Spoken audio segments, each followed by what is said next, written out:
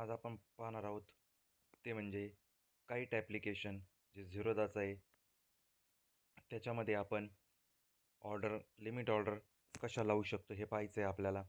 तर आपण पहिले लॉग इन करून यायचं आहे. लॉग इन केल्यावर समजा आपल्याला एखादा जर स्टॉक घ्यायचा असेल ठराविक किमतीला, टपारियाचा समजा हा स्टॉक आहे, याला आपण मार्केट जेव्हा चालू असेल तेव्हा बाय म्हणायचं.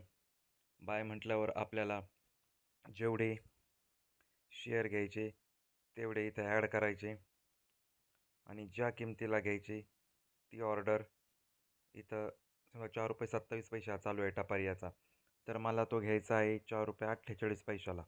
इथं लॉंग टर्म म्हणायचं आणि इथं दोन ऑप्शन येते, लॉंग टर्म आणि इंट्राडे. त्यातलं इंट्राडे म्हणजे दररोजचं दररोज घ्यायचं आणि विकायचं. लॉंग टर्मसाठी आपण घेणार आहोत, आपण मार्केटला नाही घेणार आहोत, आपण लिमिट प्राईस लावणार आहोत आणि लिमिट प्राईस लावायची आणि बाकी कुठंच काही नाही करायचं.